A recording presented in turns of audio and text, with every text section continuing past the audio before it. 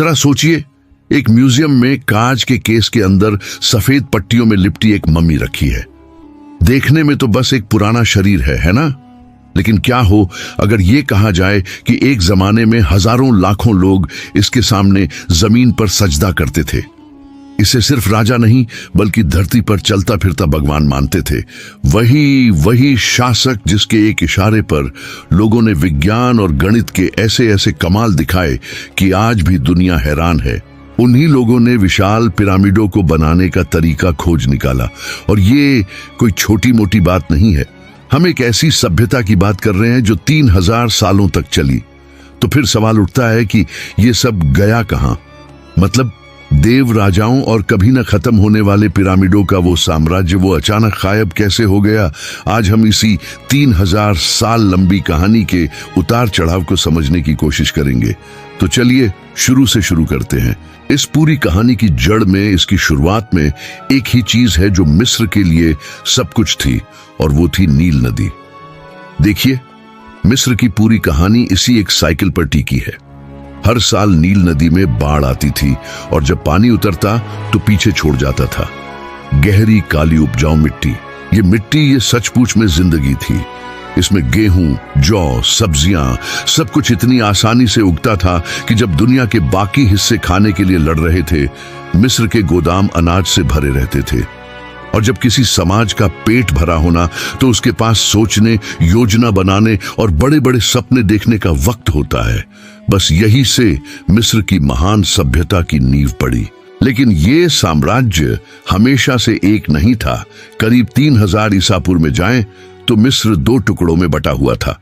दक्षिण के जो पहाड़ी इलाके थे उन्हें कहते थे ऊपरी मिस्र, और उत्तर का जो डेल्टा वाला फैला हुआ हिस्सा था वो था निचला मिस्र। दोनों के अपने अलग अलग राजा थे, उनके ताज अलग, झंडे निशान अलग, यहां तक कि उनके देवता भी अलग थे। और फिर इतिहास में एक नाम सामने आता है, नारमर। ये वो पहला इंसान था जिसने मिस्र के इन दोनों हिस्सों को, चाहे ताकत से हो, राजनीति से हो, हर तरीके से जोड़कर एक साम्राज्य बना दिया। ये सिर्फ नक्शे पर लकीरें बदलना नहीं था, ये एक नए विचार का जन्म था कि अब राजा एक होगा और शक्ति का केंद्र भी एक ही होगा। और यहीं से फेरो का कॉन्सेप्ट शुरू होता है। मिस्र के लोगों को लगा कि जो नारमर ने किया वो किसी आम इंसान के बस की बात नहीं, ये जरूर ईश्वरीय शक्ति का काम है। तो बस उन्होंने मान लिया कि उनका राजा सिर्फ देवताओं का पुजारी नहीं है, बल्कि वो खुद धरती पर देवताओं का जीता जागता रूप है। फेरो की ताकत अनलिमिटेड थी। फसल अच्छी हुई तो मतलब फेरो ने देवताओं को खुश रखा है। सूखा पड़ गया तो इसका मतलब फेरो से ही कोई गलती हुई है। और इसी देव राजा की बेपनाह शक्ति ने मिस्र को उसके स्वर्ण युग यानी कि पुराने साम्राज्य तक पहुंचाया। ये वो दौर था जब फेरो की दिव्य शक्ति को जमीन पर उतारा गया, विशाल स्मारकों की शक्ल में। मिस्र का इतिहास न एक तरह की लय में चलता है। देखिए, एकता, फिर पतन और फिर से उठ खड़े होना, ये साइकिल बार बार दोहराया गया। जैसे सबसे पहले पुराना साम्राज्य, जिसे पिरामिड युग भी कहते हैं, उसके बाद पतन का दौर आया, फिर मध्य साम्राज्य में स्थिरता आई, और फिर एक और हमले के बाद नए साम्राज्य का उदय हुआ। अभी हम बात कर रहे हैं सबसे पहले वाले शिखर की। अब इस बारे में जो सबसे दिलचस्प बात है वो एक बहुत बड़े मिथक को तोड़ती है। हम सब ने फिल्मों में देखा है, किताबों में पढ़ा है कि पिरामिड गुलामों ने बनाए थे, लेकिन असलियत कुछ और है। पूरा तात्विक सबूत बताते हैं कि ये कुशल वेतन पाने वाले कारीगर थे। उनके लिए पास में ही शहर जैसे कैंप बनाए गए थे, जहां उन्हें रोटी और बियर पगार के तौर पर मिलती थी, और उनके परिवार भी वही रहते थे। उनके लिए ये सिर्फ एक नौकरी नहीं थी, ये अपने देव राजा के लिए और अपनी खुद की अगली जिंदगी के लिए एक पवित्र काम था। लेकिन कोई भी स्वर्ण युग हमेशा नहीं रहता। करीब 2100 ईसा पूर्व के आसपास नील नदी का वो भरोसेमंद चक्र टूटने लगा। बाढ़ कम होने लगी, फसलें बर्बाद हुई, तो लोगों को लगा कि देवता नाराज हैं। और अगर देवता नाराज हैं तो इसका सीधा असर किस पर पड़ेगा? फेरो की शक्ति पर। स्थानीय गवर्नर अब खुद को छोटे मोटे राजा समझने लगे, और एक मजबूत मिस्र गृह युद्ध और अकाल की वजह से टुकड़ों में बिखर गया। और फिर एक और जोर का झटका लगा। पश्चिमी एशिया से हिक्सोस नाम के विदेशी लोगों ने हमला कर दिया। उनके पास कुछ ऐसा था जो मिस्र वालों के पास नहीं था।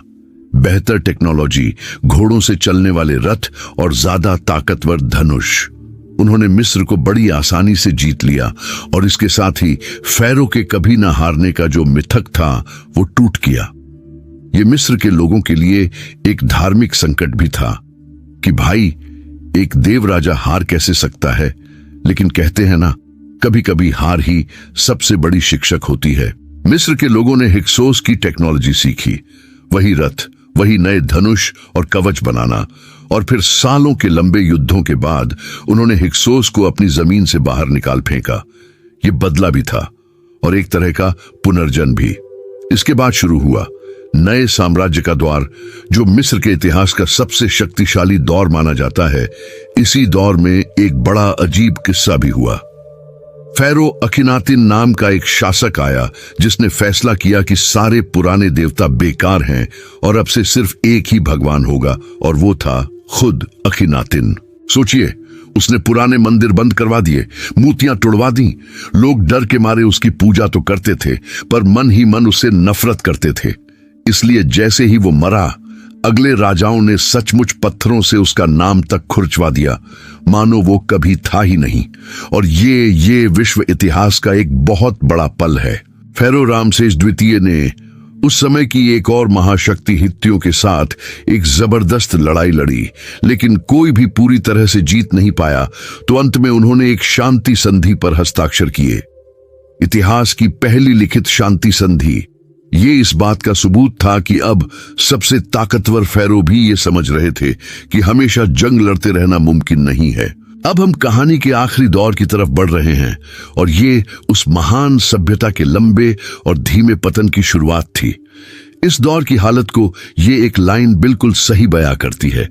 एक वक्त का ताकतवर शेर अब धीरे धीरे कमजोर हो रहा था और शिकारी उसे चारों तरफ से घेर रहे थे। साम्राज्य अंदर से भी टूट रहा था और बाहर से भी। अंदर भ्रष्टाचार बढ़ चुका था, अर्थव्यवस्था दम तोड़ रही थी। हालत ये थी कि सेना को वेतन तक नहीं मिल रहा था, और बाहर से न्यूबियन, असीरियन, फारसी सब लगातार हमला कर रहे थे। लोगों का अपने देवराजा पर से भरोसा उठता जा रहा था। फिर 332 ईसा पूर्व में दुनिया के मंच पर एक नई महाशक्ति आई, सिकंदर महान। उसने फारसियों को हराया और मिस्र के लोगों ने उसका स्वागत एक मुक्तिदाता की तरह किया। सिकंदर की मौत के बाद उसके एक जनरल टॉलेमी ने फैरो के एक नए राजवंश की शुरुआत की, जो यूनानी यानी ग्रीक बोलते थे। अब फैरो का ताज तो मिस्र का था, लेकिन महल के अंदर यूनानी भाषा और संस्कृति का बोलबाला था। इसी राजवंश की आखिरी और शायद सबसे मशहूर शासक थी क्लियोपैट्रा सप्तम। वो बहुत ज्यादा बुद्धिमान और राजनीतिक रूप से चालाक थी। उसने रोम की बढ़ती ताकत से मिस्र को बचाने के लिए जूलियस सीजर और मार्क एंटनी जैसे बड़े रोमन नेताओं से गठबंधन किया, लेकिन ये उसकी आखिरी हताश कोशिश थी। जब एक बड़ी लड़ाई में मार्क एंटनी की नौसेना हार गई तो खेल खत्म हो चुका था। क्लियोपाट्रा समझ गई थी कि अब उसे एक बंदी रानी बनाकर रोम की सड़कों पर घुमाया जाएगा। इस जिल्लत से बचने के लिए उसने आत्महत्या कर ली और 30 ईसा पूर्व में मिस्र आधिकारिक तौर पर रोमन साम्राज्य का एक प्रांत बन गया। फैरो का 3000 साल लंबा शासन हमेशा के लिए खत्म हो गया। और ये लाइन उस पतन की कड़वी हकीकत को दिखाती है। जो सिंहासन कभी नार्मर और रामसेस जैसे देव राजाओं का था, वो अब एक विदेशी सम्राट के अफसरों के लिए बस एक और एडमिनिस्ट्रेटिव पोस्टिंग बनकर रह गया था। तो घूम फिर कर हम उसी सवाल पर वापस आते हैं जो हमने शुरू में उठाया था। इस 3000 साल की कहानी से हमें क्या सीख मिलती है? सबक बहुत सीधा है, लेकिन बहुत गहरा भी। जब भी कोई सिस्टम अपने शासकों को भगवान का दर्जा दे देता है और सवाल पूछना बंद कर देता है, तो उसका गिरना बस वक्त की बात होती है। मिस्र के फैरो ने खुद को अमर और अजेय मान लिया था, लेकिन वक्त ने सबको याद दिलाया कि कोई भी सभ्यता पत्थर की लकीर नहीं होती। आज पिरामिड्स तो खड़े हैं, लेकिन उनके वो देव राजा सिर्फ एक कहानी बनकर रह गए हैं। और शायद यही इतिहास का सबसे बड़ा संदेश है।